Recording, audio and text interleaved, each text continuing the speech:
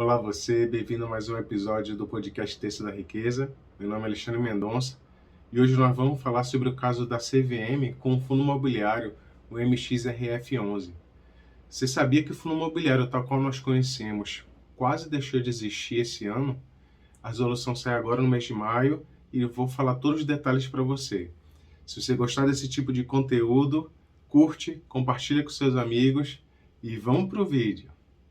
Vou começar contando para você o histórico da CVM desde dezembro de 2021, a resolução dela, como o fundo imobiliário MXRF11 entrou no contexto e qual foi o resultado agora em maio desse ano.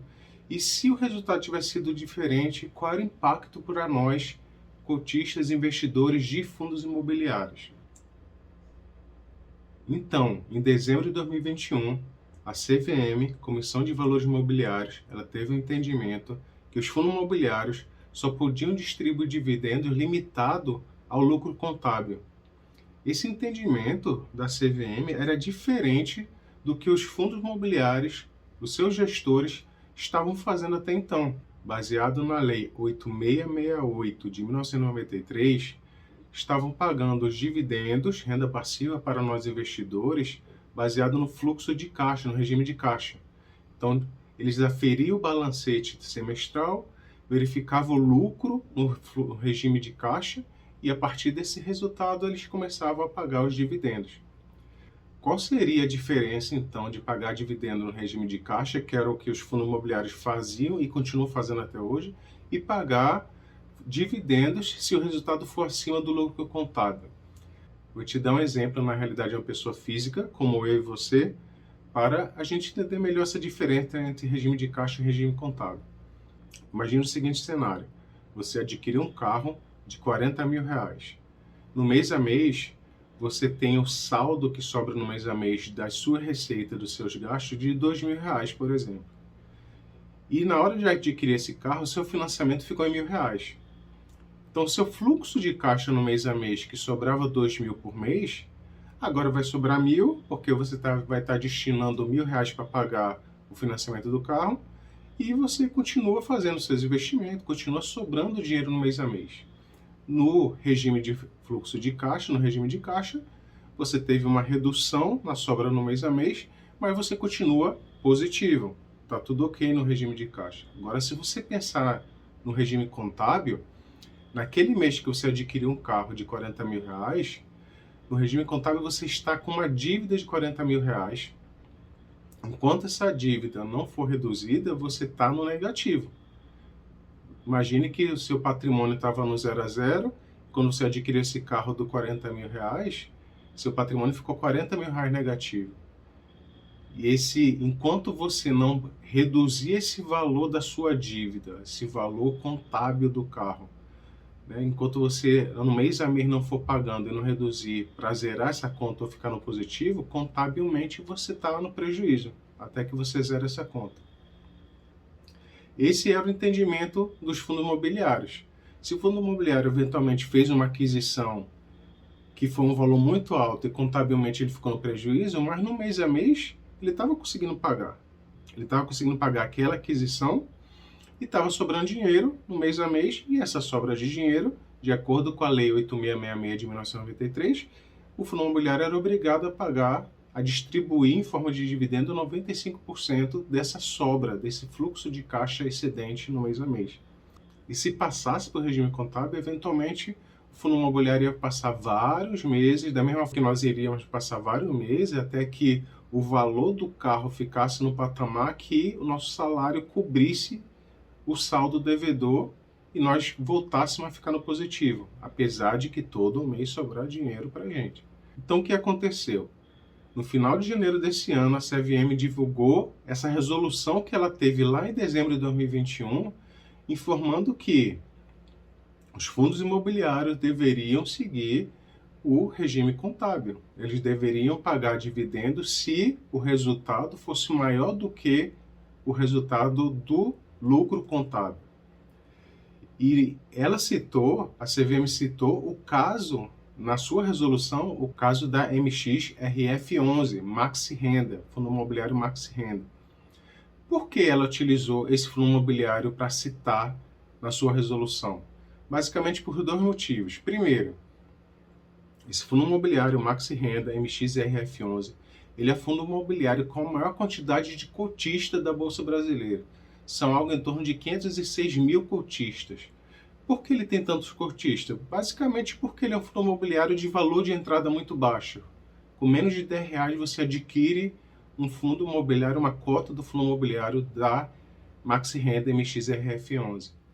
Além disso, por esse motivo desse fundo imobiliário ele ter uma capilaridade muito grande, muitos cotistas, ela teve ao longo dos últimos anos um prejuízo contábil, apesar de que ela não deixou de pagar seus dividendos mês a mês ao longo desses últimos anos. Então foi um case que a CVM quis apresentar de uma empresa que estava tendo prejuízo contábil, mas que estava pagando dividendos e que isso deveria ser modificado, já que essa empresa teria um impacto grande porque tem muitos cotistas. É o fundo imobiliário que tem maior quantidade de cotistas na Bolsa Brasileira.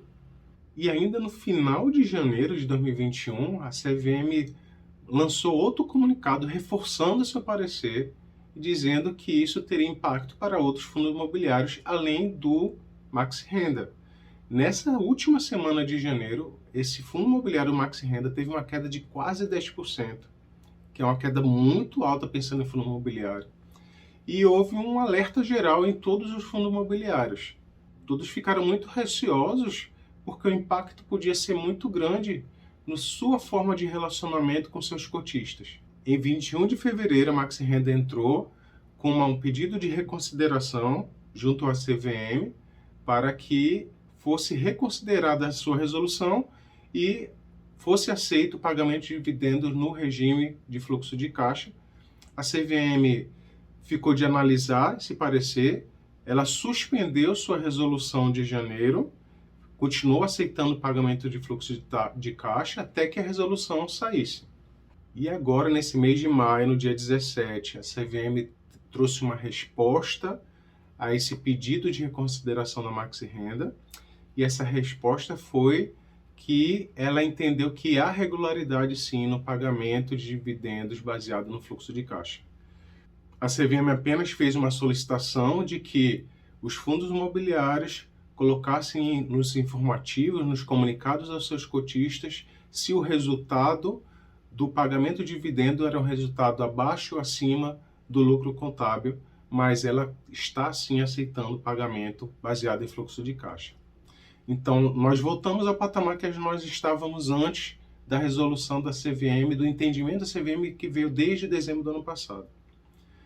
Beleza, não mudamos nada, continuamos com a vida normal com nossos fundos imobiliários. Mas qual seria o impacto para nós investidores se a resolução da CVM fosse diferente, se ela reafirmasse que os fundos imobiliários deveriam pagar seu dividendo baseado no regime contábil?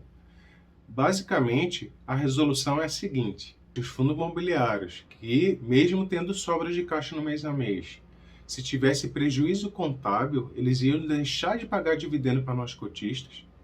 E uma outra possível consequência era, ao invés de nós recebermos nossos dividendos dos fundos imobiliários mensalmente, todo mês, você que é cotista de fundo imobiliário recebe na sua conta de investimento da sua corretora a sua renda passiva, o seu dividendo, visando a sua máquina de liberdade financeira, você recebe mês a mês.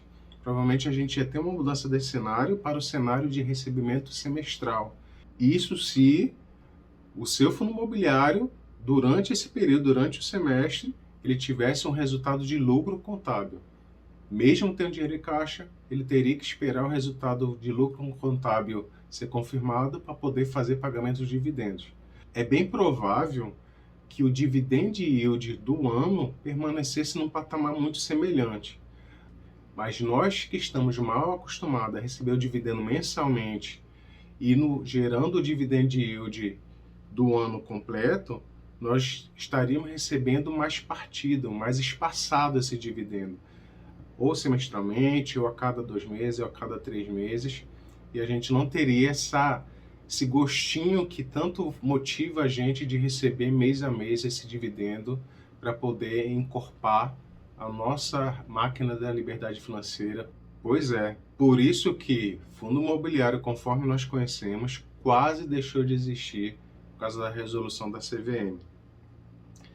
Me diz uma coisa, se o seu fundo imobiliário parasse de pagar mensalmente e começasse a pagar semestralmente, você ia continuar comprando fundo imobiliário, ia continuar investindo em fundo imobiliário, você ia considerar investir mais em ações do que fundo imobiliário, porque ações têm essa rotina de pagamento de dividendos não mensal, né? A rotina de pagamento de dividendos das ações tende a ser bem mais espaçada. E o fundo imobiliário ia ficar com essa característica também. Você continuar comprando fundo imobiliário? Comenta aqui para nós trocarmos uma ideia sobre esse assunto. E se você gostou desse conteúdo, curte, compartilhe com seus amigos e até o próximo episódio do podcast Tência da Riqueza. Abraço, pessoal!